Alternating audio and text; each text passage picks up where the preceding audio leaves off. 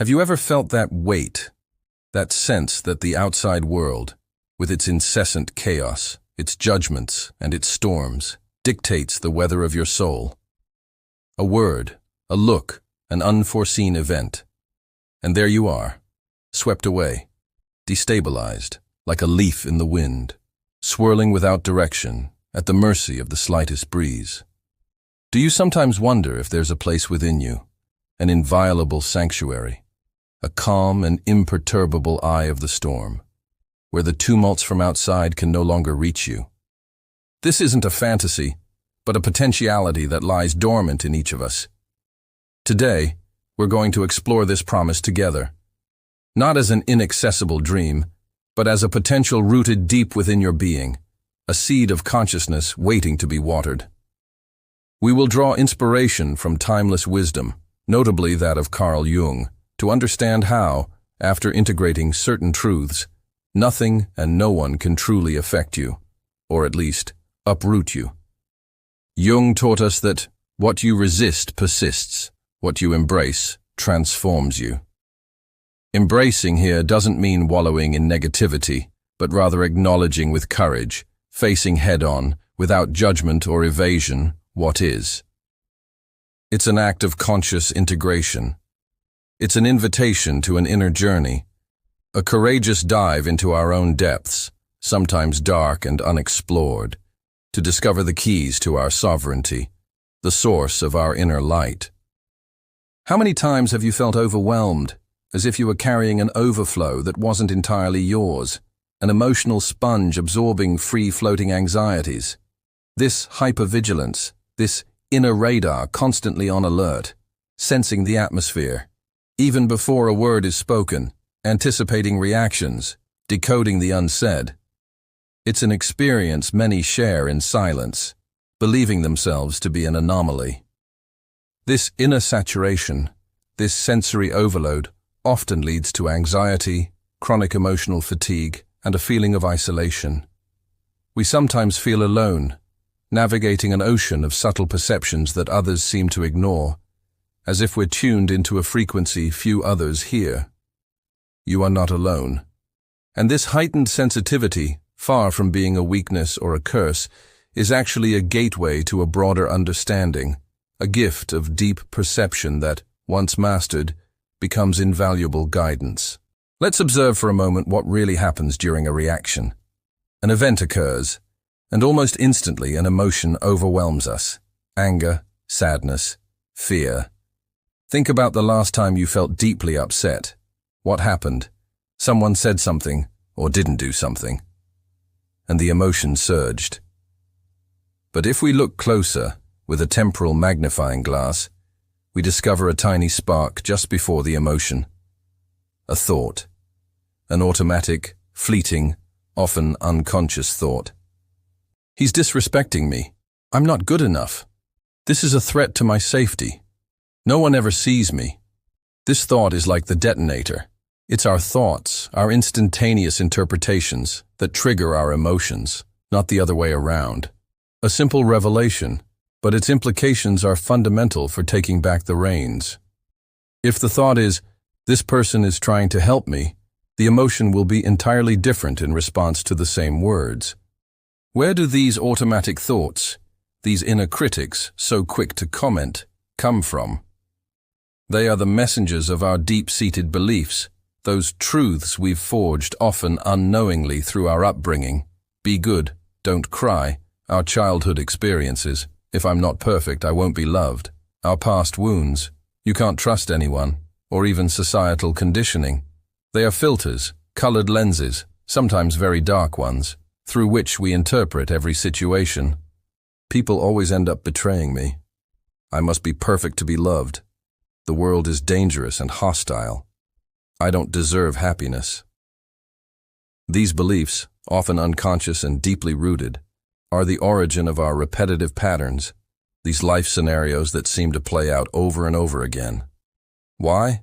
Because our brain, our ego, in its quest for coherence and security, constantly seeks to validate its own map of the world, its own reality. It prefers to be right in familiar suffering than wrong in the potentially liberating unknown. It seeks to confirm what it already believes it knows. Thus, it's not the world itself that affects us directly, but the interpretation we make of it, the meaning we give it. Your personal perception isn't objective, universal reality, but a projection, a creation of your inner reality. Two people can experience the same event, a layoff, for example, and feel it in diametrically opposite ways. One as a catastrophe, the other as an opportunity. Which one is right? Both, from their own perceptual universe, tinted by their unique beliefs. This is where the essential Jungian concept of shadow work comes in. The shadow isn't an evil part of us, but everything we've repressed, set aside, judged unacceptable in ourselves consciously or unconsciously. Our fears, shames, jealousies, angers, but also desires deemed improper, unexpressed talents due to fear of judgment, our stifled creative power. For Jung, making the unconscious conscious is the primary task of a fulfilled life. By exploring our shadow, by daring to shine the light of our awareness on it without judgment, we begin to understand our most intense emotional triggers. What is it in this situation, X or Y, in this person's behavior, that awakens an old wound, a dormant root belief, a part of us crying out to be heard? Every person who strongly triggers you, who provokes a disproportionate reaction in you, is actually a precious mirror, showing you a part of yourself that asks to be recognized, integrated, loved. Projection is that subtle, psychic mechanism by which we attribute to others, often accusingly, what is within us that we don't see or don't want to see. Recognizing a projection is like lifting a veil. Ah, this impatience I criticize in them is actually my own that I can't stand. This requires immense courage. Understand this clearly. Your reactions are the shimmering, sometimes painful reflection of what's happening inside you, not an inevitable and fatal consequence of the external world.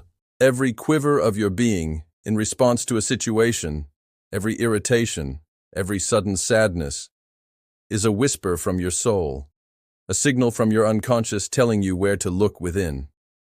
We are the creators of our experiences, of our reality, at every moment.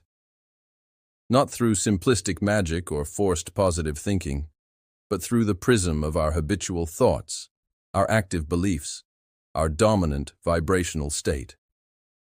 The outer world is merely the canvas on which our inner landscape is painted.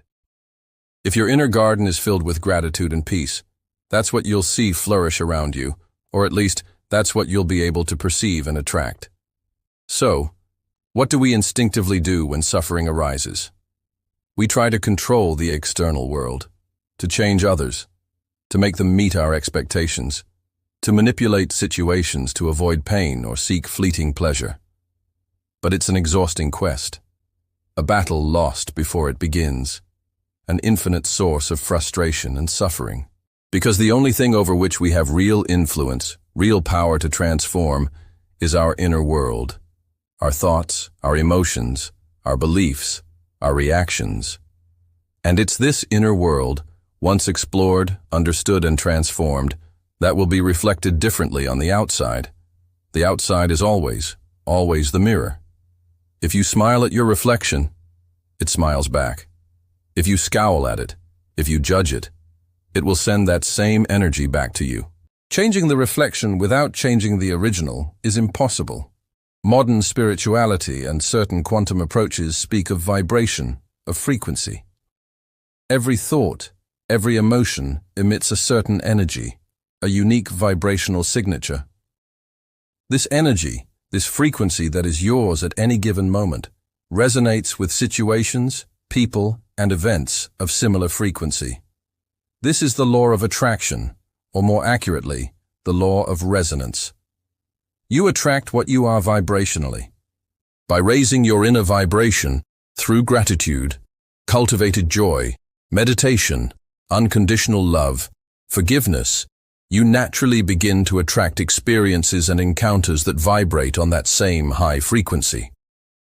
You change the inner music, and the dance of life changes with it, offering a new melody, new dance partners. To free yourself from reactivity, then, is to stop being a puppet whose strings are pulled by external circumstances or past memories. It's to shift from automatic, unconscious reaction mode to conscious, deliberate action mode. Action arises from a conscious choice, from a space of inner calm, aligned with your deep values, and inner guidance, while reaction is an automatism, an impulse dictated by the unconscious, often by fear or an old wound.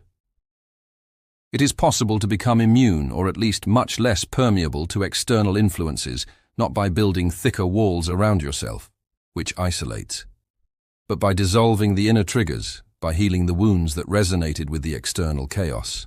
And the good news, the wonderful news, your brain is malleable, it's neuroplastic.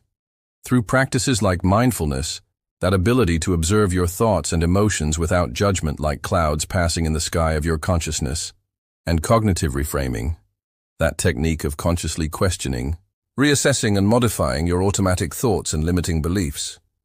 You can literally rewire your brain. It's about proving to it, experience after experience, that another reality, another belief, is possible and more beneficial. You create a new neural pathway, a new groove. At first, you'll go back and forth between the old reactive way of functioning, based on old, well-entrenched beliefs, and the new inner reality you are patiently building. This is normal. It's human. Don't get discouraged. Don't judge yourself when you fall back into old patterns. Every realization is a victory, one more light on the path. Every time you notice the old pattern, you've already taken a huge step.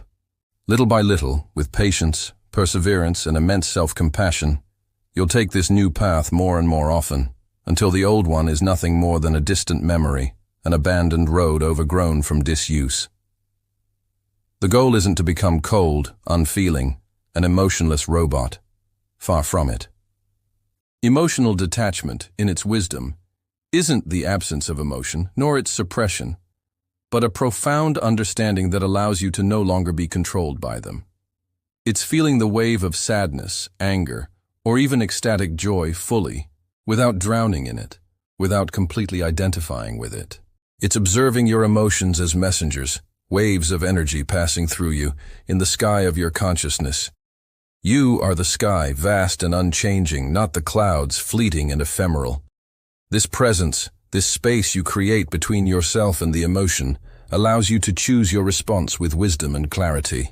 Cultivating an unshakable mind means nurturing that space within you, that inner center of gravity, which doesn't need external validation to exist, which doesn't collapse at the first difficulty or criticism. It's finding your security, your worth, your love, within, in your alignment with your soul, your purest inner guidance, that subtle whisper. It's knowing that, whatever the external storms, your inner lighthouse continues to shine, imperturbable. Your sovereignty depends on no one but yourself. It's a gentle power, a quiet resilience, the strength of the reed that bends but never breaks, because its strength lies in its flexibility and its deep roots. The ultimate key, the sesame to this transformation, is real-time self-awareness. Learn to observe yourself, to become the curious and compassionate witness of your own inner theater. When you feel a reaction rising, a tensing, an urge to flee or attack, take a micro-pause.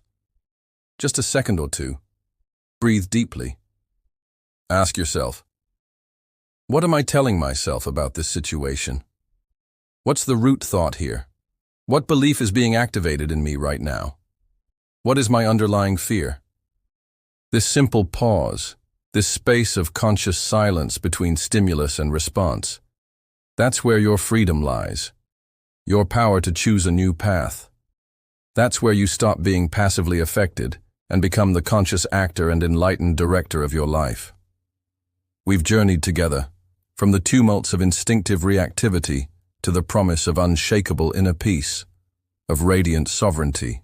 You've seen, or at least glimpsed, that the keys aren't found outside, in escape, struggle, or illusory control, but within, in sharpened awareness, courageous acceptance, and the alchemical transformation of your own universe. The external world is merely a reflection, an echo. By changing what's within you, transforming your inner lead into gold, you change how the world touches you. Or rather, you realize it can no longer touch you in the same way, because you've changed frequency, you've changed your perspective. If this message resonates with you, if you feel the call to undertake or continue this sacred journey towards your inner sovereignty, leave a comment below with the phrase, "I choose my inner world, and I become my own lighthouse." Share this exploration with those who, like you, are seeking meaning, deep peace, and true liberation. And subscribe to continue receiving keys, inspiration, to nourish your soul and awaken your consciousness to its full light. Remember, you are not a powerless victim of circumstances, but the silent guardian, the conscious creator of an inner citadel. The only person who can give you permission to no longer be affected, to reclaim your power, is yourself, here and now. Listen to the whisper of your soul, that deep intuition. It knows the way to your truth. The peace you so ardently seek outside is already there within you, like a hidden treasure waiting to be unveiled by the gaze of your own consciousness. Be that peace, embody it, radiate it,